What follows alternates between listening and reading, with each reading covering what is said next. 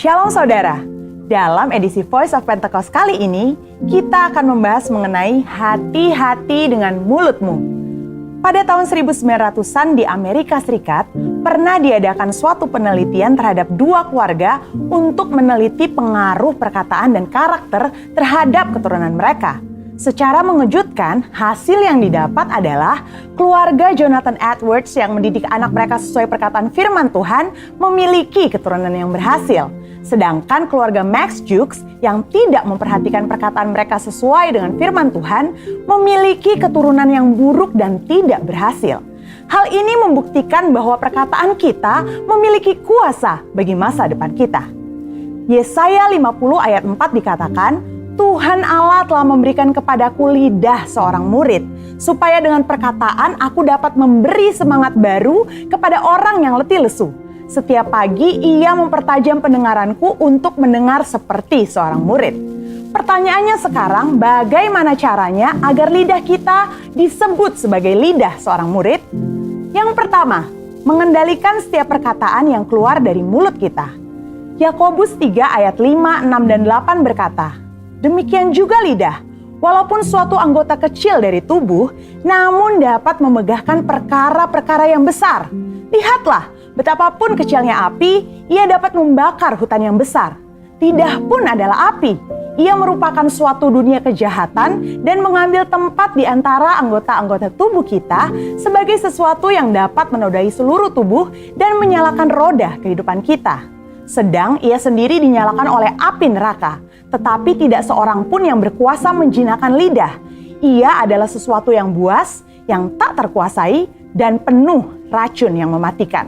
Hal ini harusnya menyadarkan kita bahwa dosa perkataan atau dosa lidah bukanlah sesuatu yang main-main. Daud sendiri menyatakan bagaimana dia memiliki tekad yang kuat untuk menjaga dirinya supaya jangan berdosa dengan lidahnya. Daud memberikan sebuah istilah menahan mulutnya dengan kekang, di mana kekang artinya melakukan kontrol, memegang kendali terhadap mulut atau perkataan kita. Memang bukan sesuatu yang mudah, tapi bukan merupakan hal yang mustahil karena dengan pertolongan dari Roh Kudus, kita pasti bisa melaluinya. Yang kedua, menyadari bahwa semua perkataan kita diperhatikan oleh Tuhan. Perkataan merupakan ekspresi hati dan ungkapan dari apa yang kita pikirkan. Tuhan melihat kita jauh ke lubuk hati kita yang terdalam. Ia mengetahui segala motivasi hati kita. Mungkin orang lain dapat kita bohongi dengan perkataan manis dan lembut yang sebenarnya hanya sekedar menutupi hati yang busuk atau pikiran yang jahat. Tapi Tuhan tidak dapat dibohongi. Daud menyatakan dalam Mazmur 139 ayat 4, sebab sebelum lidahku mengeluarkan perkataan, sesungguhnya semuanya telah kau ketahui, ya Tuhan. Dalam konteks dunia modern saat ini, di mana media sosial menjadi salah satu sarana komunikasi yang dipakai untuk mengungkapkan ide, pendapat, komentar, informasi, bahkan curahan isi hati, jari-jari kita sebagai alternatif lidah atau bisa dikatakan sebagai lidah yang menuliskan perkataan kita di medsos juga harus kudus. Jangan sampai jari-jari kita mengetikkan pesan hoax, yaitu berita sembarangan yang tidak terbukti kebenarannya, apalagi yang menimbulkan perpecahan, kebencian, kebingungan, bahkan penyesatan bagi orang-orang yang membacanya. Yang ketiga, mulut kita senantiasa memperkatakan firman dan puji-pujian. Salah satu cara efektif untuk menjaga agar kita tidak salah menggunakan perkataan adalah dengan menggunakannya secara benar, yakni dengan cara senantiasa memperkatakan firman Tuhan dan puji-pujian kepada Tuhan di setiap waktu, di setiap keadaan, di setiap situasi kepada semua orang. Sambil kita memuji-muji Tuhan, ingatlah apa yang Tuhan nyatakan melalui Yakobus dalam suratnya. Jikalau ada seorang menganggap dirinya beribadah, tetapi tidak mengekang lidahnya, ia menipu dirinya sendiri. Maka sia-sialah ibadahnya.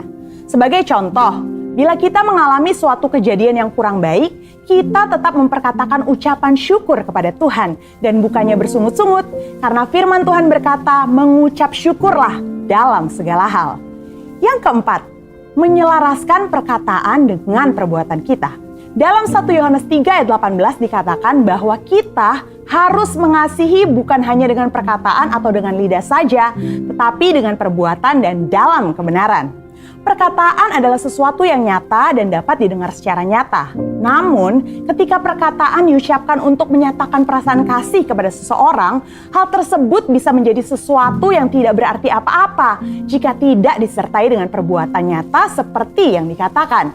Misalnya, ketika kita berkata bahwa kita mengasihi Tuhan dengan segenap hati, namun kita malas beribadah atau malas melakukan firman Tuhan, maka perkataan kita tidak bermakna sama sekali. Kita perlu menyelaraskan perkataan dengan perbuatan kita. Dengan demikian, membantu kita untuk berpikir sebelum berkata-kata. Amsal 18 ayat 20-21 mengingatkan bahwa hidup dan mati dikuasai lidah. Oleh sebab itu, kita perlu memperhatikan apa yang kita ucapkan. Biar dari mulut kita hanya keluar kata-kata yang membangun, bukan menghancurkan. Menguatkan, bukan melemahkan.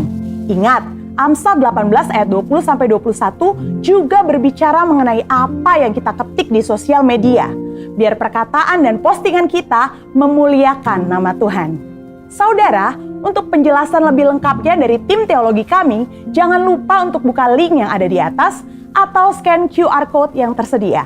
Tuhan Yesus memberkati.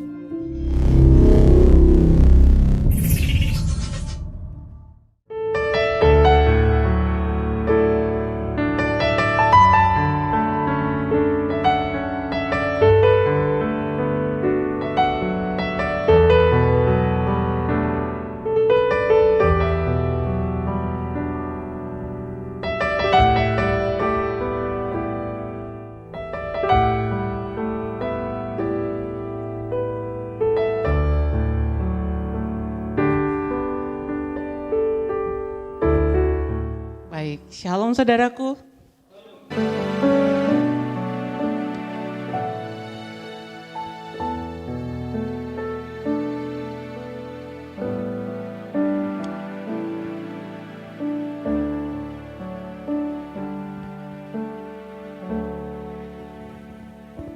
Saat indah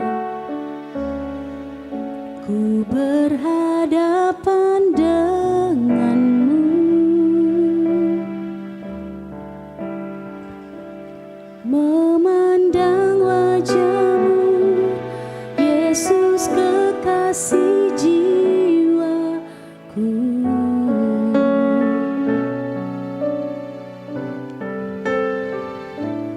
Bawa daku erat dalam pelukanmu, menikmati kasih dan indahnya hadiratmu.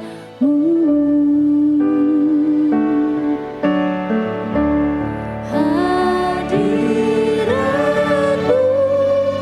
Tuhan, ku rasakan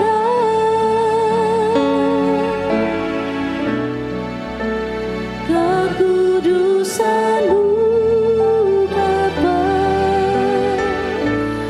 penuhiku. Ku rindu selalu diam dalam bait-Mu, menikmati kasih anugerah-Mu. Kita nyatakan lagu ini dari awal dengan lebih sungguh-sungguh.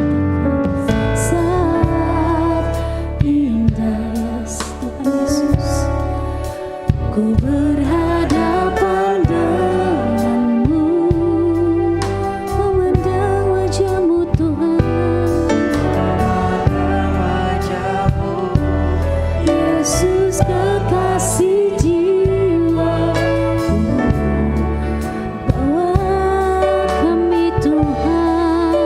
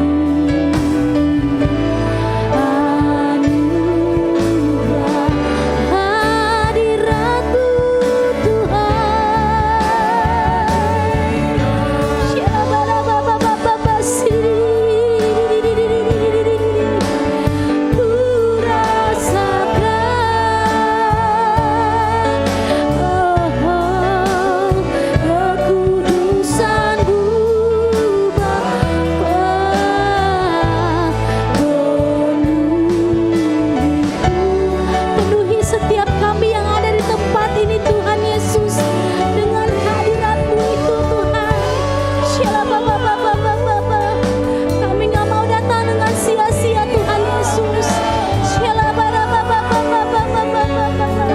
Kami memilih untuk diam di hadirat-Mu Tuhan Yesus. Sebab kami mau menikmati hadirat-Mu Tuhan.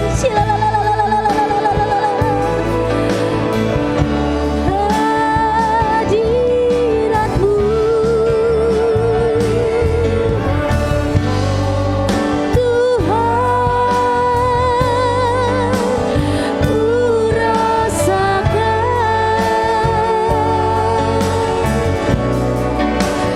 kekudusan-Mu Bapa, penuhiku.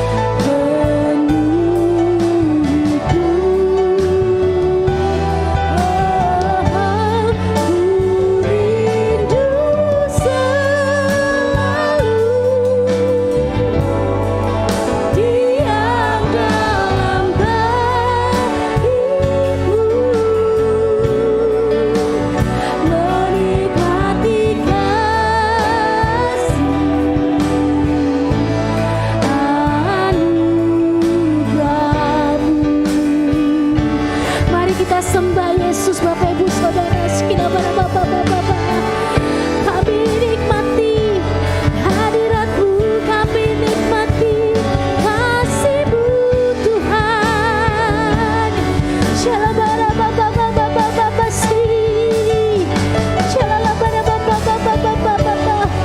Biarlah kami menjadi layak. Mari sembah Dia Bapak Ibu Saudara.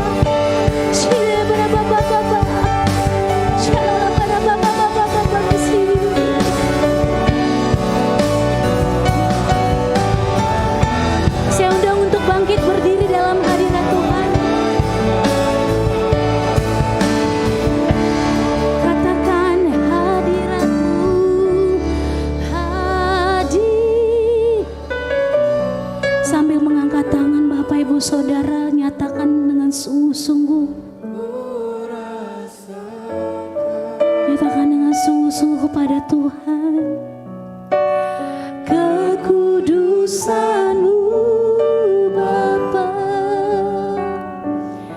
penuhiku. Yes, Shilabara Bapa sih. Ku rindu selalu diam dalam bait-Mu, menikmati kasih anugerah-Mu,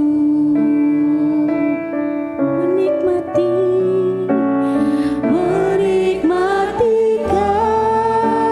kasih anugerah-Mu, menikmati kasih, menikmati kasih anugerah-Mu.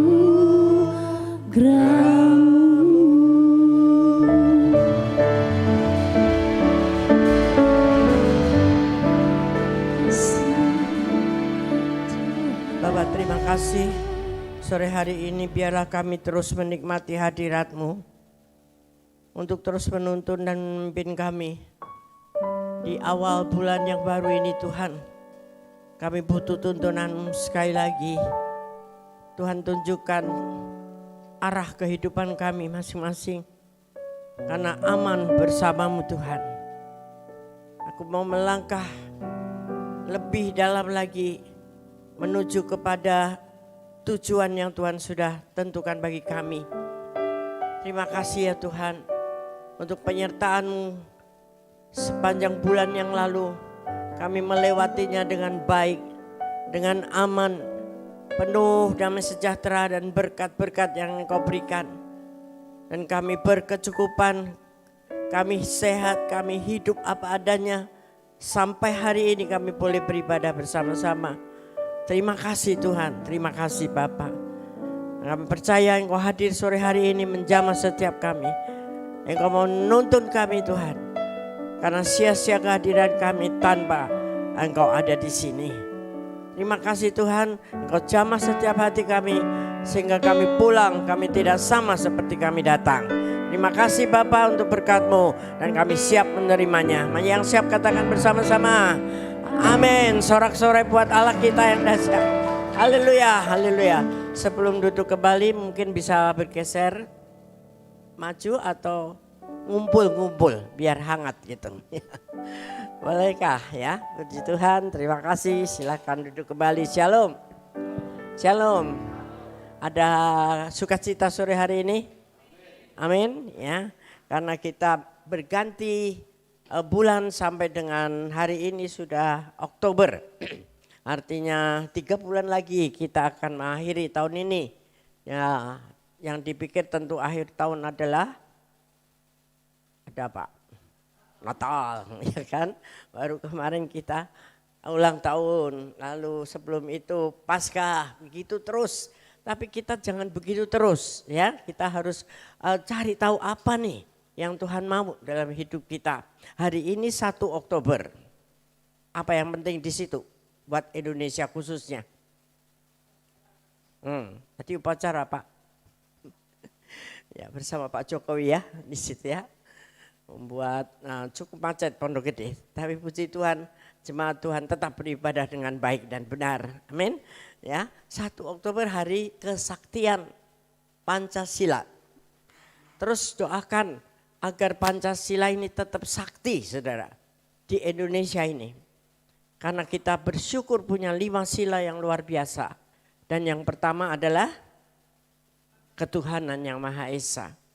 Itu yang harus dibangkitkan kembali, bahwa dimanapun ya, apapun bentuknya agama yang kita peluk, itu adalah hak bagi kita di Indonesia. Jadi saudara jangan mau lagi disebut minoritas. Ya, kita sama karena Tuhan memberikan kebebasan kita untuk memilih, dan kita sudah memilih yang baik dan benar. Lakukan terus.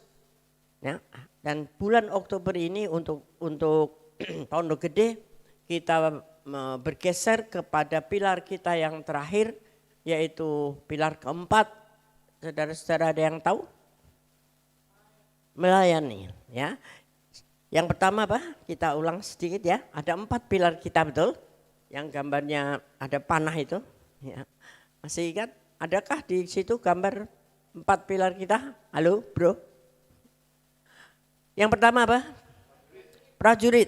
Ya, kita serdadu-serdadu Allah, the army of God, yang harus keluar sebagai pemenang. Apakah saudara sudah menang di dalam peperangan roh, di dalam masalah, di dalam pergumulan, keluar sebagai pemenang?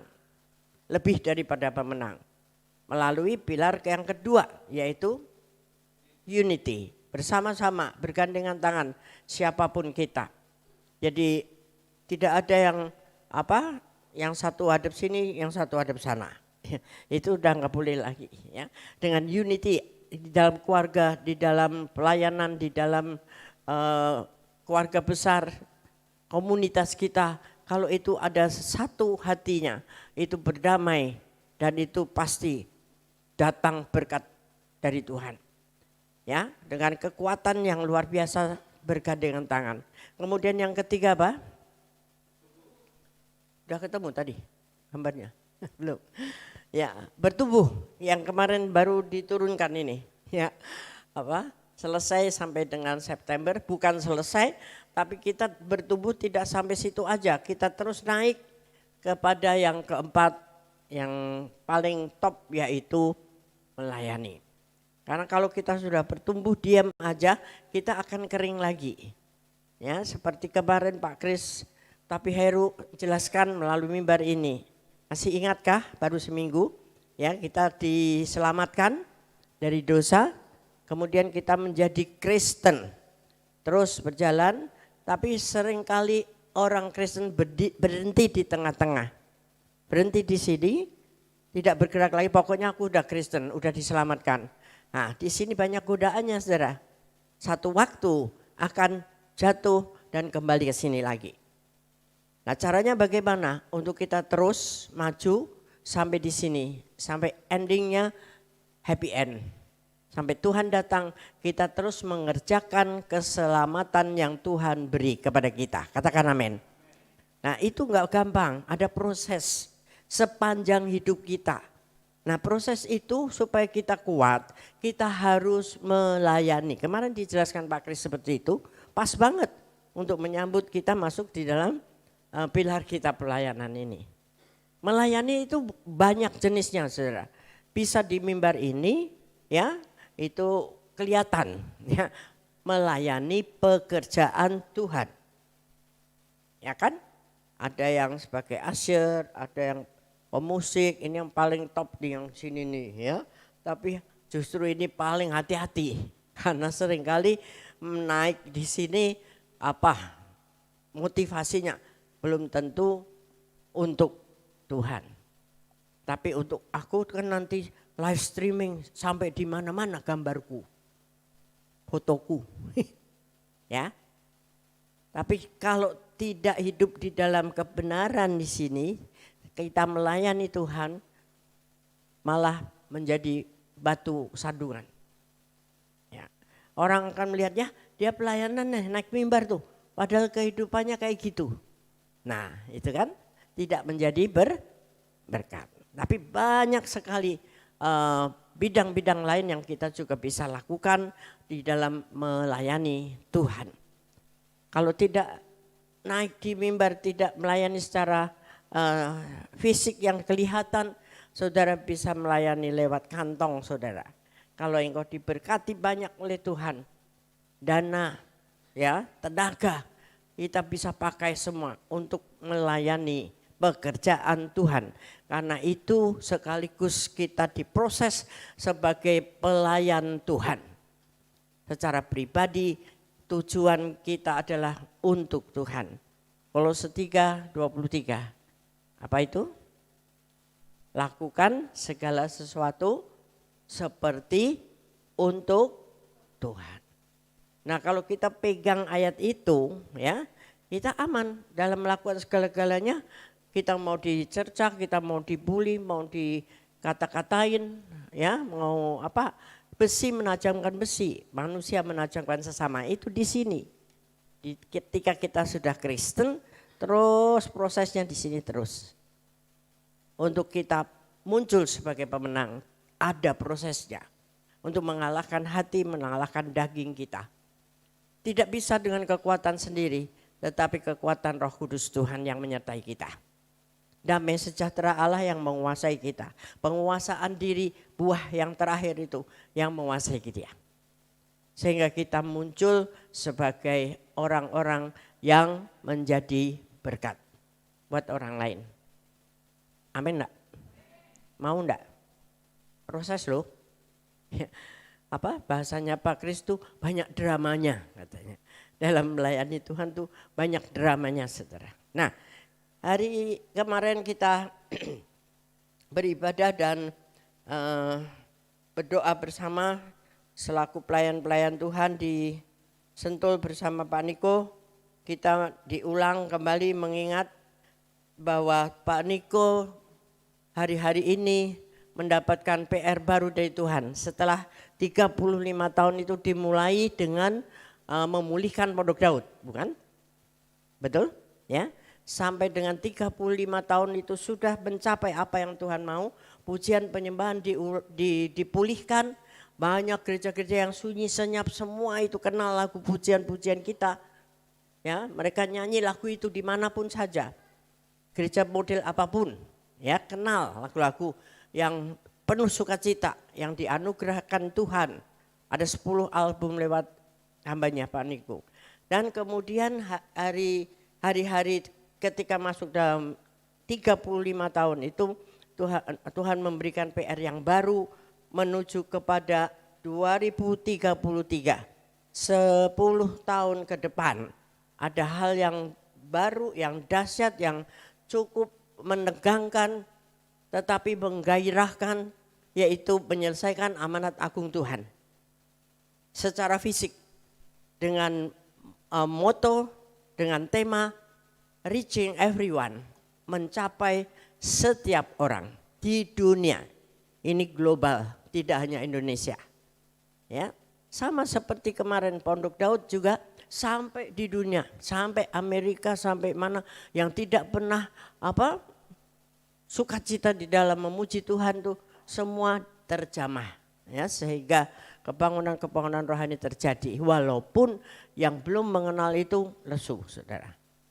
Makanya negara-negara yang dulu bilangnya negara Kristen sekarang berjatuhan secara ekonomi, secara moral. Amerika mengerikan ya dengan LGBT yang sudah lama disahkan, aborsi dan sebagainya. Inggris, ya, Nederland, semua itu hari-hari ini krisis terjadi. Tetapi kita melihat Indonesia ada di mata Tuhan. Yang amin cuma satu orang. Berarti engkau yang mengerti dan diberkati Tuhan. Mau nggak sih Indonesia di mata Tuhan? Aminin dong yang kenceng. Ya. Karena dari beberapa tahun yang lalu saya pegang itu. Ada hamba Tuhan tuh yang memprofetikan ya Indonesia di mata Tuhan. Udah belasan tahun yang lalu, saya lupa tahun berapa. Tapi kenyataannya kan banyak terjadi, ada tsunami Aceh, ya, ada goncangan ledakan gunung-gunung dan sebagainya. Lah lewat bencana itu justru penuaian jiwa-jiwa terjadi. Katakan amin. Ya, dan sampai 2033, 10 tahun dari sekarang, serius ini setiap orang akan bisa mendapat kesempatan untuk berjumpa dengan Tuhan secara pribadi, secara otentik. Nah itu kita harus percaya. Kalau nggak percaya kita nggak ngalamin. Ya, bukan dalam arti bahwa 2033 Tuhan Yesus datang kembali. Ya, kadang-kali orang terimanya salah. Lalu viralkan bahwa Pak Niko bilang 2033 Tuhan Yesus datang kembali. Bukan itu. Tapi kita mempersiapkan itu, menuai banyak jiwa-jiwa supaya Tuhan datang kembali cepat. Karena kalau semua lidah mengaku, semua lutut bertelut mengaku Yesus Kristus adalah Tuhan, dia datang kembali. Betul? Nah ini momennya 10 tahun ke depan. Apakah Tuhan sampai 33 baru datang? Nggak tahu. Bisa dia datang besok, bisa dia datang 9 tahun kemudian. Yang penting kita lakukan kebagian kita menjadi berkat bagi orang lain. Amin. Setuju? Nah tidak enak jadi berkat itu. Ya, banyak hal yang harus kita korbankan. Tapi ada satu ayat yang menjadi pegangan dan kemarin juga disampaikan oleh Pak Niko lagi, dibaca lagi Yeremia 33 ayat 3. Pegang ini.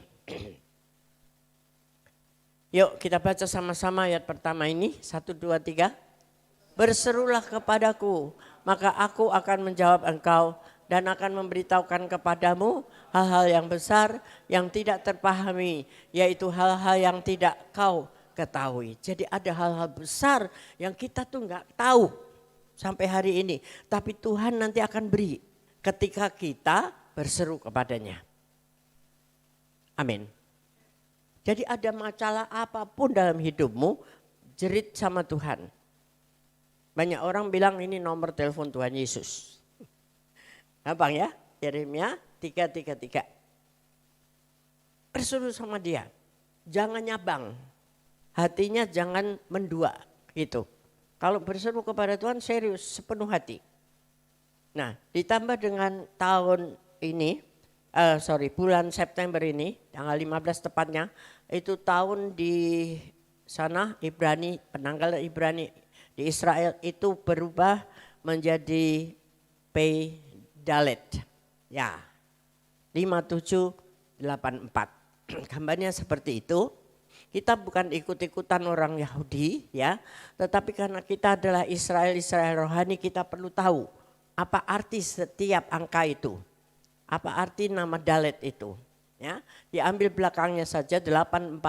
80 itu simbolnya adalah mulut. Seperti itulah ya angkanya itu di sana. Ya, banyak para ahli itu mendapatkan salah satu artinya adalah mulut.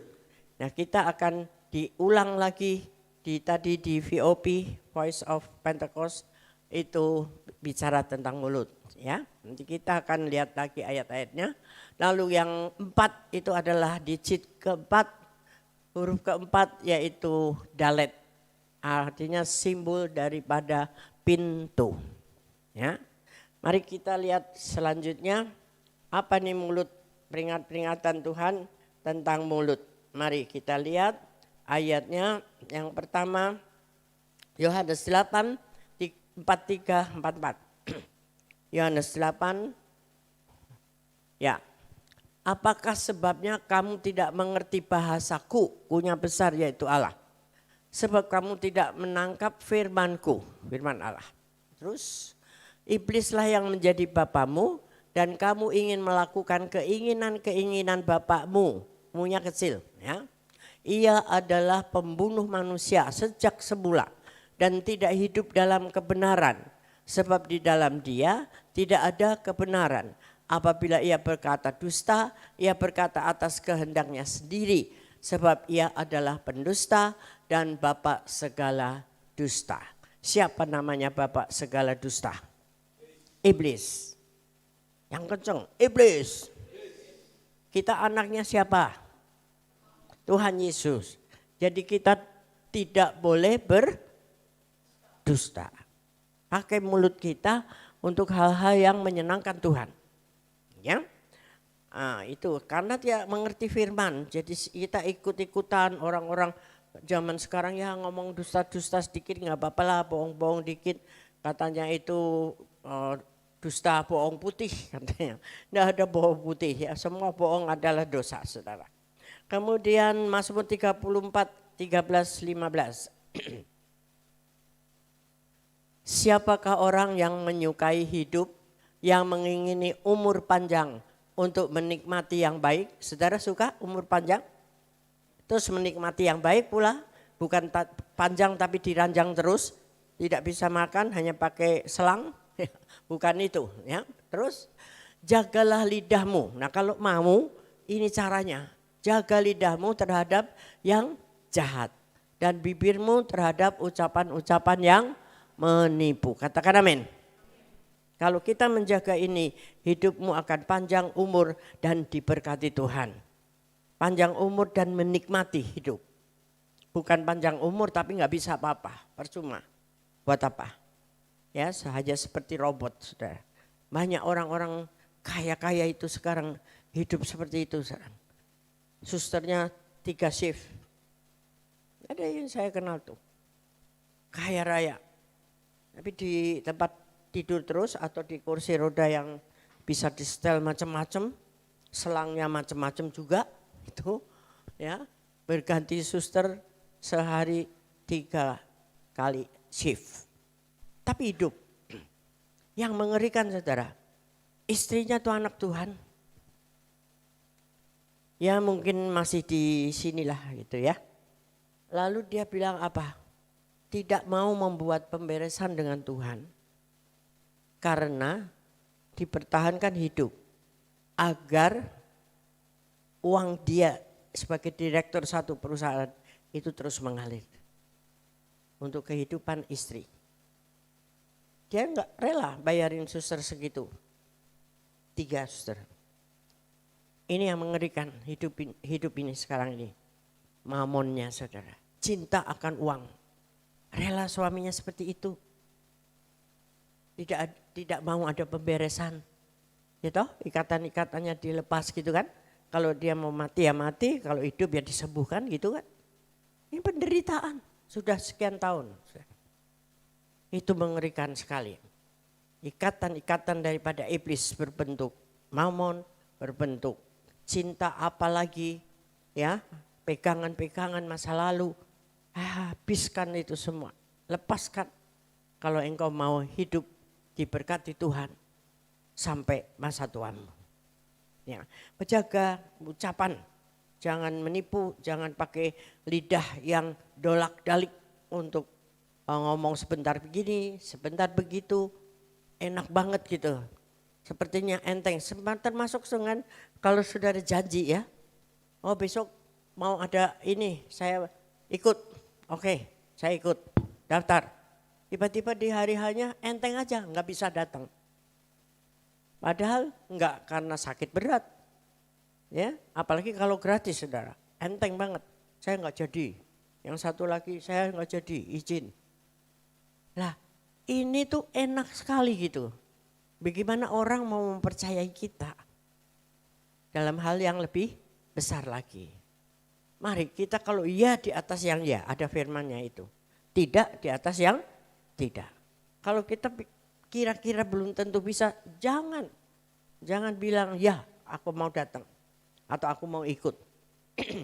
Seringkali dalam kita punya acara, outing atau apa, sepele banget daftar, langsung nomor 1 daftarnya. Tapi tiba-tiba deket-deket hari, padahal orang ada yang banyak yang mau, tapi seatnya sudah habis. Ini sepele, kelihatannya kecil tapi itu berat, itu besar saudara. Artinya kita hidup seenaknya, egois untuk dirinya sendiri. Ini termasuk mulut, ya. Dan juga mulut itu diterjemahkan juga sebagai apa yang kita ketik di dalam medsos kita. Tidak pakai mulut langsung, tetapi ini mewakili suara kita. Apa yang kita pasang di status, di FB, di apalagi saya nggak ngerti. Pokoknya di situ itu mendunia loh. Tidak cukup hanya Pondok Gede dan Indonesia. Semua orang akan bisa membaca itu. Dan disitulah orang akan mengenal kita. Apa yang ada di dalam hatimu. Ya, apakah kita sebagai anak Tuhan menyebarkan firman Tuhan? Ini sebagai penerus amanat agung Tuhan. Medsos itu baik. Tetapi ketika kita menghujat di situ, ketika kita bercerita tentang curhat tentang kehidupan kita, wah luar biasa saudara. Buang aja kalau ada yang seperti itu. Tidak akan memberkati kita. Ya, yang setuju katakan amin. Mari Matius 12, 36, 37.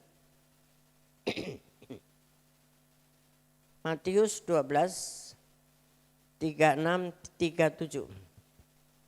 Tetapi aku hanya besar yaitu Allah sendiri berkata kepadamu, setiap kata sia-sia yang diucapkan orang harus dipertanggungjawabkannya pada hari penghakiman.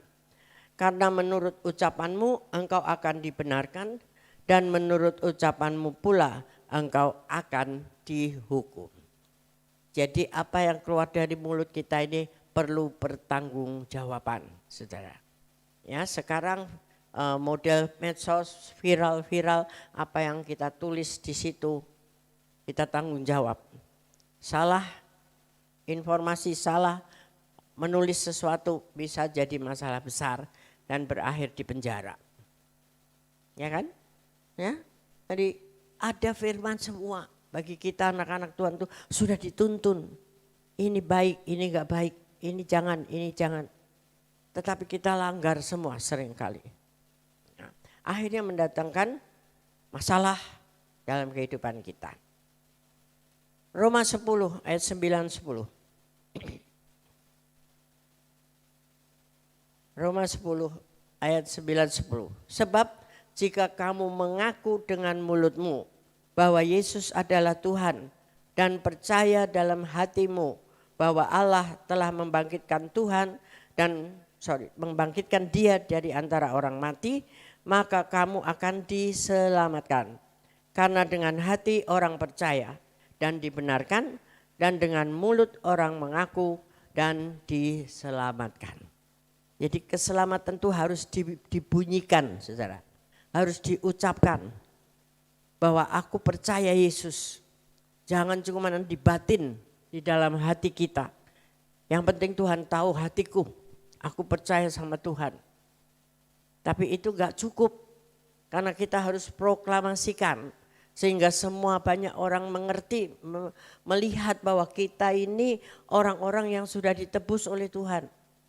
Orang-orang yang menjadi pengikut Kristus. Sehingga yang kita ucapkan ini juga tanggung jawab. Kalau kita ngomong, aku orang Kristen, aku pengikut Tuhan, sudah diselamatkan, ditebus oleh darah yang mahal. Tetapi kehidupan kita nggak cocok. Sama aja bohong, mengeruhkan. Ya, ketika kita mengucapkan itu, kita harus melakukan itu. Artinya integriti. Ya, berapa tahun yang lalu tema kita adalah integritas ya, 3 tahun atau 2 tahun yang lalu. Jadi satunya kata dengan perbuatan, tidak omdo, saudara. Sebab orang melihat kata-katamu, mendengar kata-katamu, dan dia melihat perbuatanmu. Ya. Tidak hanya orang-orang yang sebagai jemaat, tetapi hamba-hamba Tuhan sekalipun, dia akan mempertanggungjawabkan perkataannya. Lebih memang justru. Ya sekarang kita melihat begitu banyak hamba Tuhan yang aneh-aneh. Ya bilang Tuhan Yesus bukan juru selamat. Nah ini sangat mengerikan. Hanya berdasar kepada firman ini, Alkitab kita yang dikeluarkan oleh LAI, itu yang kita percayai sebagai firman yang benar. LAI sudah menerbitkan terjemahan-terjemahan baru, tapi tidak dirubah isinya, saudara. Perhatikan itu. Beberapa saat yang lalu di pagi hari ada pengerjanya dari LAI datang dan menjelaskan tentang itu. Bagaimana LAI berjuang untuk menerjemahkan yang sesuai dengan bahasa anak muda sekarang. Sehingga gampang dimengerti. Supaya tidak ogah baca Alkitab. Masih fisik, belum ada untuk digitalnya, belum. Nah makanya kalau engkau mau memperbaiki pengertian tentang Alkitab ini, apa sih itu bahasanya? Kita nggak ngerti bahasa kuno-kuno, anak-anak muda. Engkau beli Alkitab yang baru itu. Males bawanya gede. Jangan males, untuk di rumah lah. Ya, supaya kita bisa bandingkan, kita bisa kasih garis warnain kata-kata yang meremah dalam hidup kita. Indonesia luar biasa diberkati Tuhan. LAI masih berdiri. Gedungnya megah saudara di Salemba itu. Datang. Lihat cerita sejarah bagaimana membuat Alkitab itu. Sangat panjang, sangat besar biayanya. Dan dijual hanya yang bentuk sedang itu 90-an ribu. Apakah itu terlalu mahal?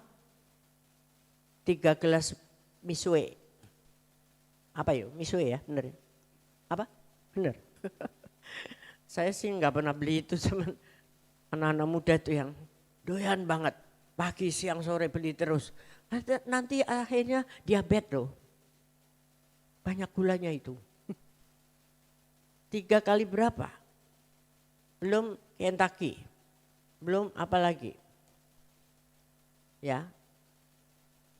Rela untuk itu. Padahal itu belum tentu menyehatkan kita. Sayur asem yang lebih sehat. Adik-adik doyan sayur asem? Doyan? Luar biasa. Buktikan ya.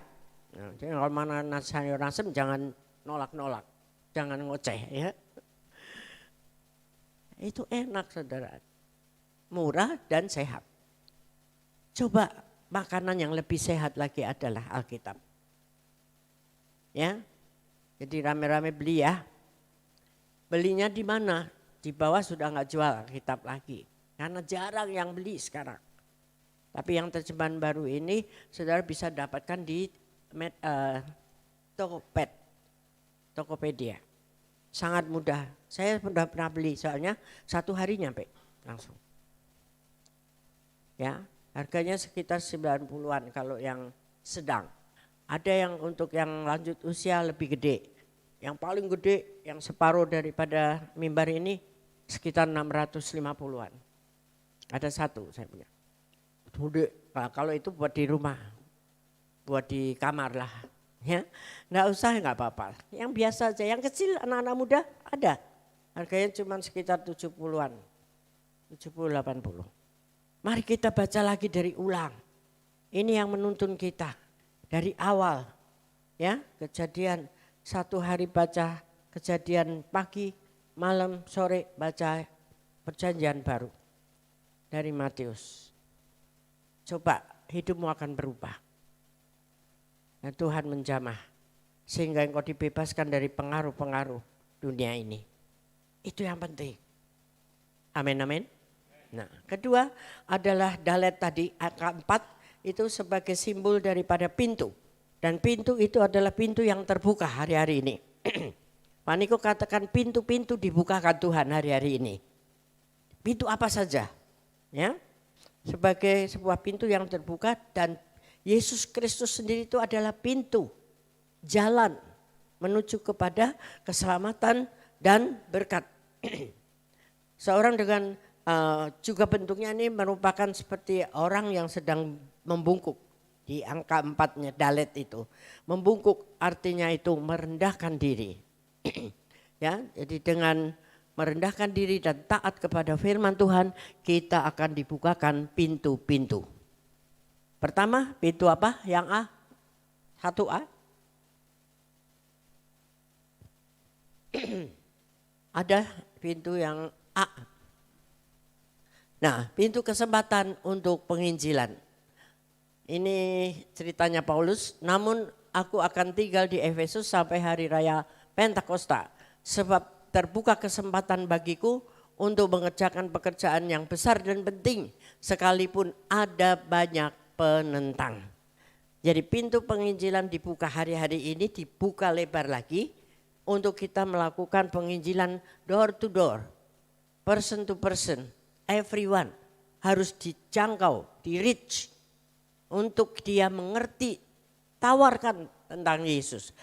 Apakah itu lancar kalau pintu sudah terbuka lebar itu terus lancar? Enggak, mungkin belum sampai masuk ditahan, ya. Banyak syarat-syarat untuk bisa masuk. Jadi pintu yang tertutup tidak selalu berarti itu benar-benar tertutup. Karena tutupnya mungkin disenggol sedikit terbuka. Bayangannya seperti itu, saudara. Amin. Jangan takut dulu, wah ketutup ini.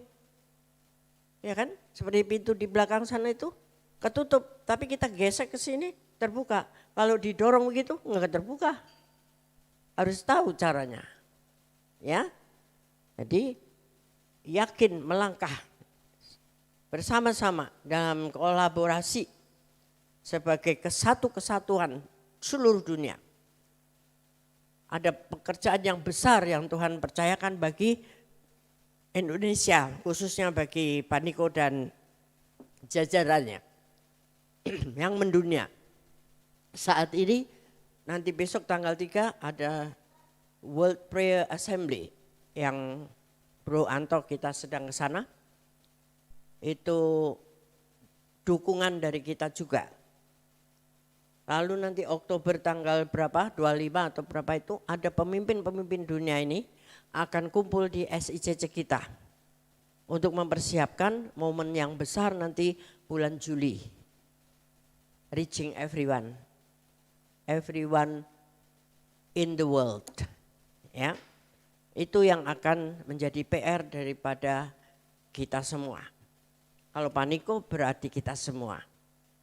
Ada pekerjaan yang besar, anak-anak muda siap untuk dipakai. Kemarin panitia begitu banyak sudah diurapi di doa kemarin di Sentul.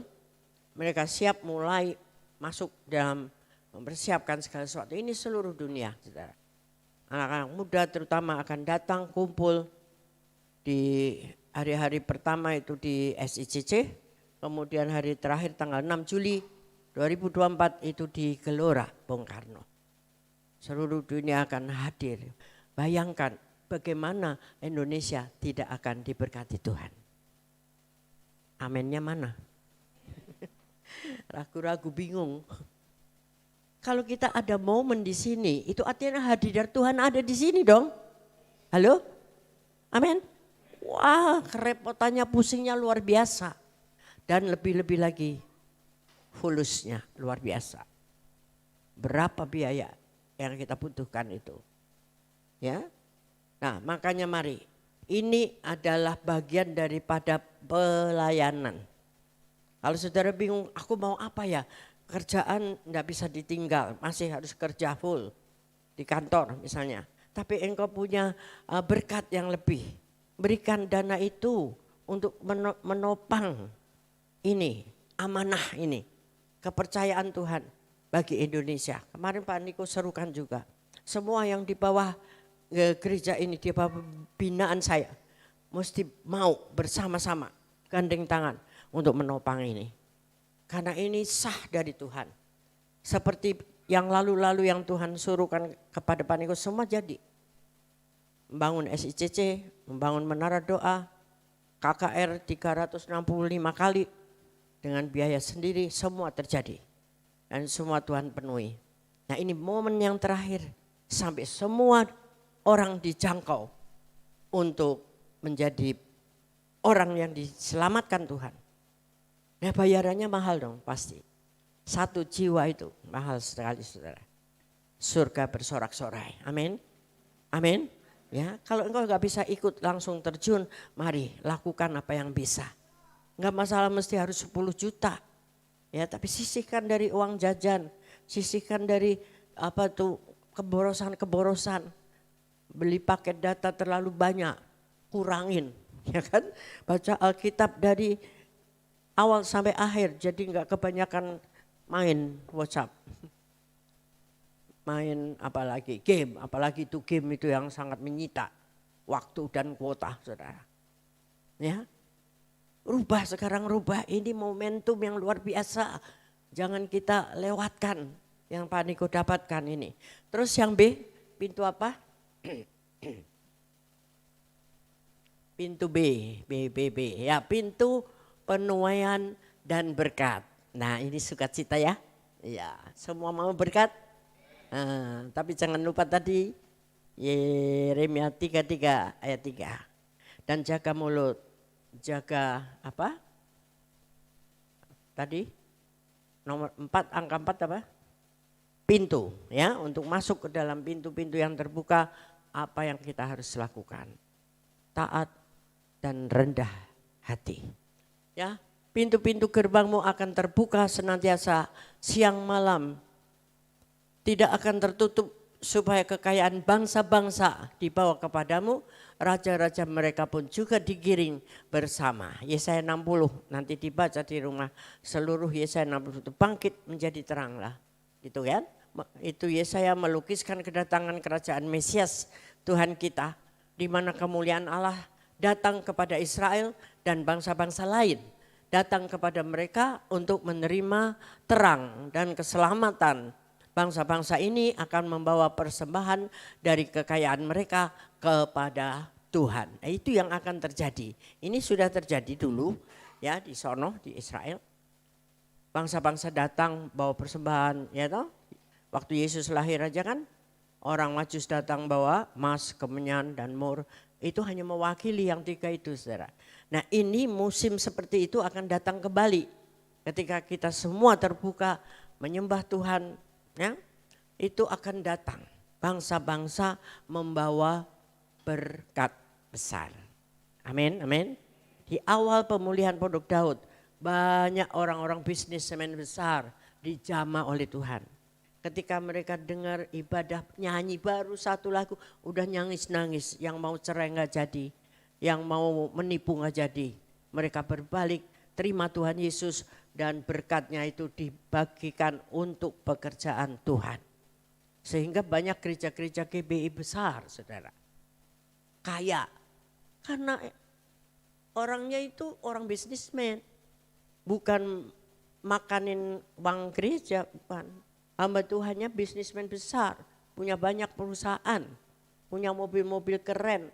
Tapi sekarang karena suara sirik ya, di medsos terutama. Dicela, dicerca, wah ini gereja apa katanya, ini nggak enak suaranya saudara. Ya, Jangan langsung kita ikuti itu. Lihat dulu. Memang mereka asalnya sudah kaya. Gitu loh. Dan sekarang kekayaan itu dipakai untuk memberkati pekerjaan Tuhan. Harusnya kita bersyukur. Amin. Amin. Jangan seperti orang yang di murid-murid Tuhan tuh. Waktu Maria Magdalena menyerahkan minyak yang mahal. Ya, untuk meminyaki kaki Yesus. Narwastu itu sangat mahal, saudara. Dan sekarang aja itu tidak diproduksi kecuali ada yang pesen, saking mahalnya. Ya, kata tour guide di sana. Mahal banget, dituang hanya untuk kaki. Nah, siapa tuh yang komen? Siapa yang komen? Murid Yesus? Hah? Yudas. Ya, terkenal ya Yudas ya. Matanya kepada siapa? Mamon. Duit kan? Tuhan Yesus saja dijual, coba tuh bayangkan. Komen, itu kan mahal, lebih baik jual untuk nolong orang-orang miskin. Bagus gak omongannya? Bagus, peduli kasih ceritanya saudara. Tetapi Yesus melihat apa yang di dalam hatinya. Ya, yang jual siapa? Ya, ini penjabaran kita sendiri. Yang jual dia ada ambil sebagian. Untuk kantongnya. Sekarang banyak yang seperti itu kan. Nah Tuhan bilang apa? Orang miskin selalu ada padamu. Tetapi aku sebentar lagi akan tidak ada bersamamu. Dan dia ini mengerti hatiku. Dia mempersiapkan hari kematianku. Makanya Tuhan bilang cerita tentang Maria ini akan tersohor seluruh dunia. Dan sampai hari ini, sampai di Pondok Gede Plaza, kita semua tahu tentang Maria yang begitu tulus memberi untuk Tuhan. Gak masuk akal itu saudara. Minyak begitu mahalnya, dia bukan konglomerat, tapi begitu kecintaannya sama Tuhan. Beberapa orang mengatakan Maria ini adalah yang punya 5 suami itu. Ya, tapi ada lagi yang bilang oh bukan itu, terserahlah. Pokoknya dia Maria, ya kan? Karena banyak Maria itu saudara. Nah, demikianlah Tuhan itu mengerti hati kita. Ya. Mari lakukan. Terus ada yang C, saudara. Mas bro, tadi 1A, B, ini yang C. Setelah pintu surga. Nah, ini paling dahsyat ya. Saudara semua mau masuk ke pintu surga? Jangan cuma di depannya kan, masuk ya.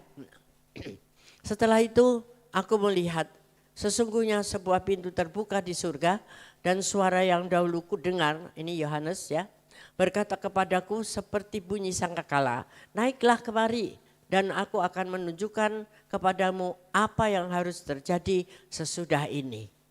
Dalam kondisi dikuasai Roh Kudus, Rasul Yohanes dibawa melihat penyembahan surga, termasuk di dalamnya penyembahan dari orang-orang kudus yang telah dibeli Yesus bagi Allah dari tiap-tiap suku dan bahasa dan kaum dan bangsa. Baca detailnya nanti di Wahyu 4 dan 5. Jadi Yohanes dibawa Tuhan mengintip suasana surga. Pintu surga itu sudah terbuka. Ya, mari ke sini. Apa yang ada di sini? Pujian, penyembahan. Kalau saudara enggak terbiasa untuk itu, duduk diam bersama Tuhan. Engkau dibawa ke sana enggak betah. Minta balik ke Pondok Gede. Yang ruwet-ruwet ini, macet-macet terus. Ya. Jadi mari kita biasakan diri kita beribadah sendiri. Ya, sekarang bahasanya Pak Niko bilang diubah tidak berdoa tetapi sembahyang. Karena sembahyang ini lebih apa itu ya, lebih punya makna yang dalam saudara. Waktu itu ada di Alkitab tentang Abraham yang sembahyang. Ya, sembah dari kata sembah, menyembah dan hyang.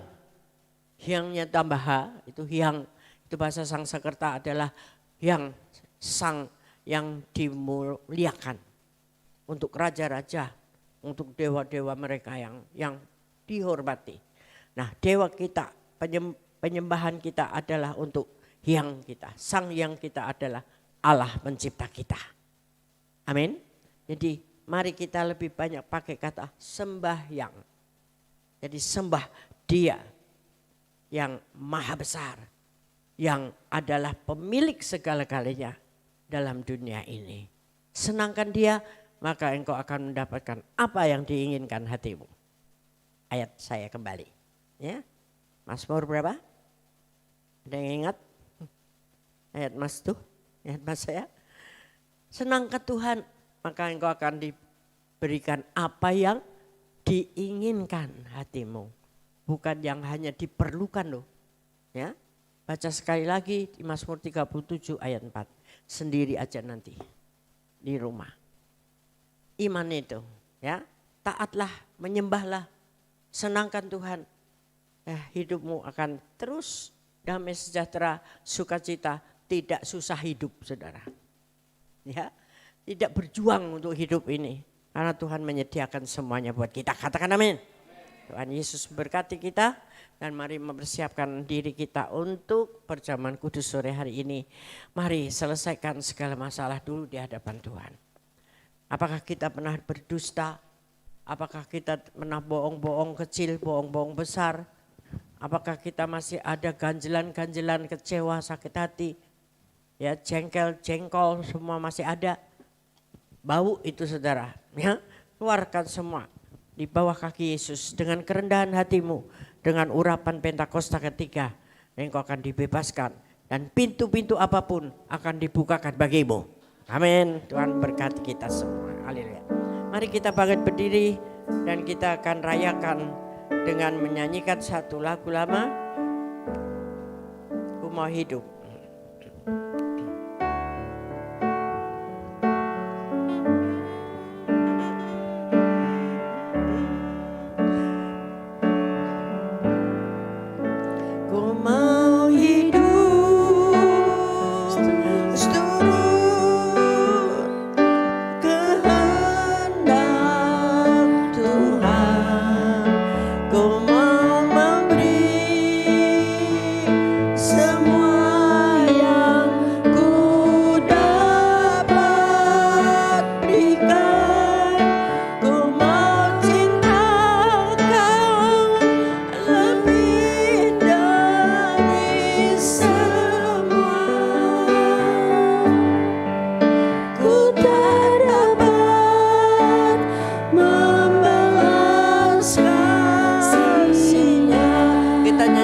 Sampai apa sehingga di rumah saudara nyanyi terus bahwa kita tidak bisa membalas kasih-Nya Tuhan. Amin. Ya. Mau hidup seturut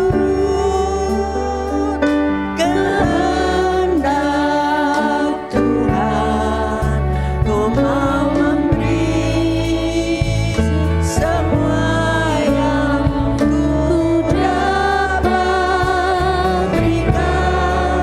Ku mau cinta Dia lebih dari semua.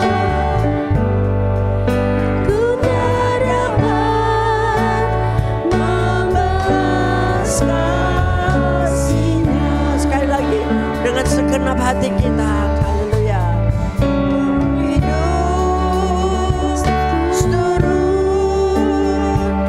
kehendak Tuhan, ku mau memberi semua yang ku dapat berikan. Ku mau cinta Dia lebih dari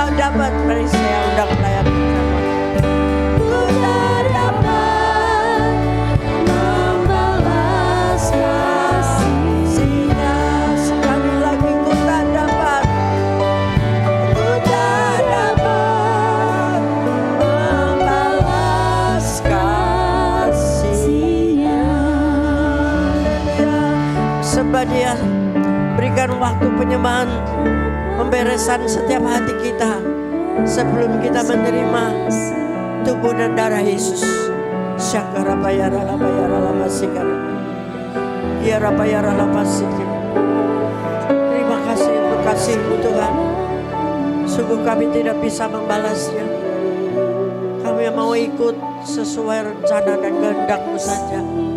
Kami mau hidup sesuai dengan kemauannya Tuhan, bukan kemauanku. Ampuni Tuhan semua yang masih kami lakukan dengan salah, apa yang masih tersembunyi di hadapan manusia. Tuhan tahu setiap hati kita. Buat pemberesan dengan Tuhan sore hari ini. Minta Roh Kudus terus menolong kita, menguatkan kita, terbuka kepada Tuhan. Dan bahkan terbuka kepada orang lain. Selesai semua masalah. Di dalam nama Tuhan Yesus Kristus. Engkau akan dikuduskan sore hari ini untuk terima tubuh dan darah Yesus. Terima kasih Tuhan, berkati pelayan-pelayan dan kami semua. Untuk kami menerima dengan baik dan benar di hadapan-Mu. Haleluya, amin. Silakan duduk kembali. Saudara akan dilayani.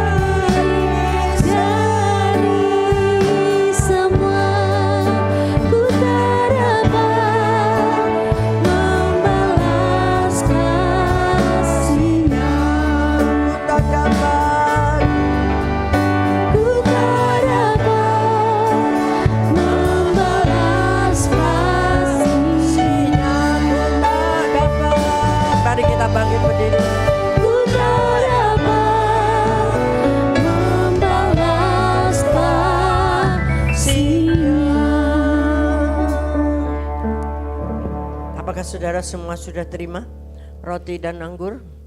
Kalau belum boleh angkat tangan supaya dilayani. Sudah semuanya, saya akan bacakan syarat-syarat untuk kita boleh menerima perjamuan kudus ini. Sebab setiap kali kamu makan roti ini dan minum cawan ini, kamu memberitakan kematian Tuhan sampai Ia datang.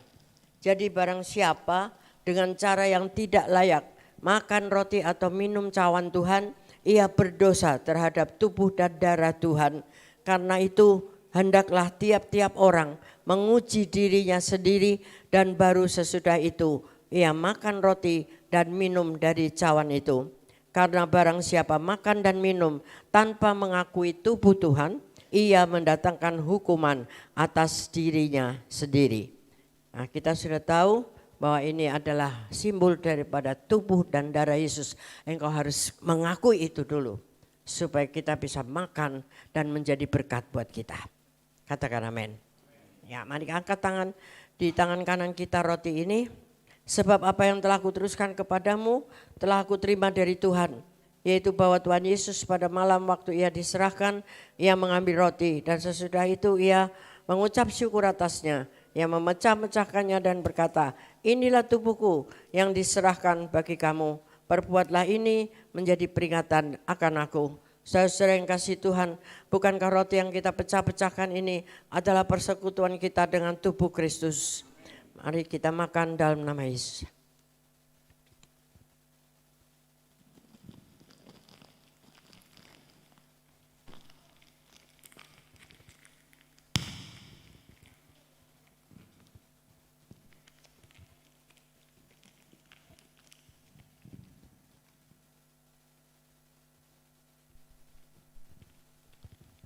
angkat cawan ini di tangan kanan tinggi-tinggi.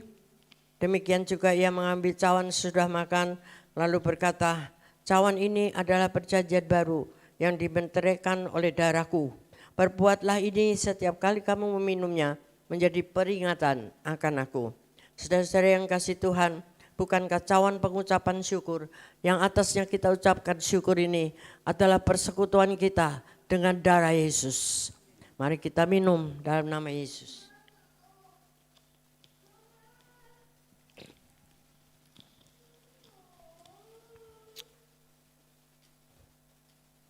Naikkan syukur, terima kasih kepada Tuhan dengan kata-kata saudara. Terima kasih Tuhan. Engkau baik, Engkau sungguh baik.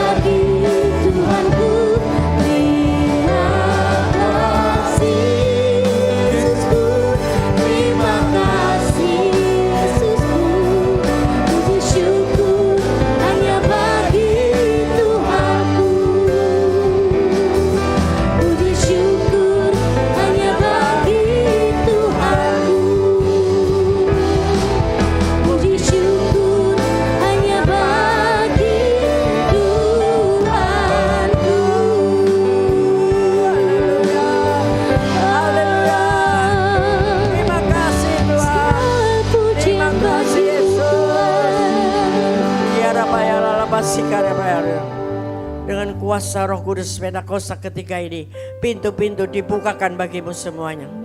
Pintu maaf, pintu pengampunan, pintu berkat, pintu pemulihan, pintu kesembuhan.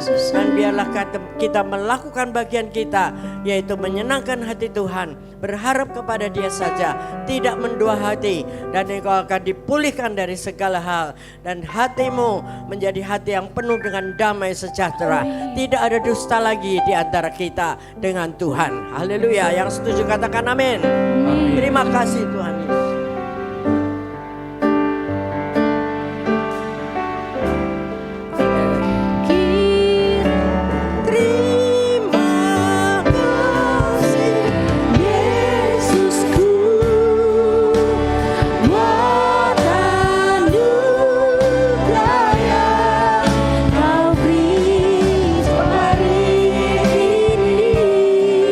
Tuhan ada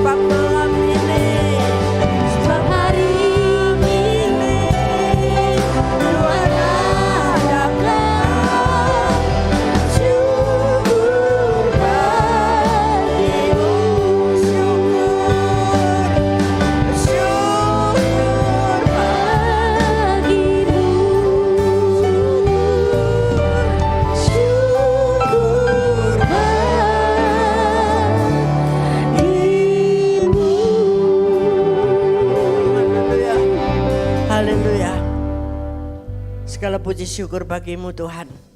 Karena Engkau yang sudah membuat pintu-pintu yang baru terbuka bagi kami. Dan sebentar kami akan pulang ke rumah tangga kami masing-masing. Biarlah Tuhan menyertai kami, memberkati, menyinarkan wajahnya kepada kami. Dan selalu memberikan kedamaian sejahtera-Mu. Mari siapkan hati untuk terima berkat-Nya. Yaitu damai dan sejahteranya yang berlimpah-limpah. Anugerah dan kasih-Nya yang meluap-luap di dalam kehidupan kami. Dan teruslah makin hari makin intim dengan Tuhan di dalam Roh Kudus-Nya. Dan melayani Tuhan setia sampai akhir. Sampai Tuhan datang kembali. Yang setuju katakan bersama-sama.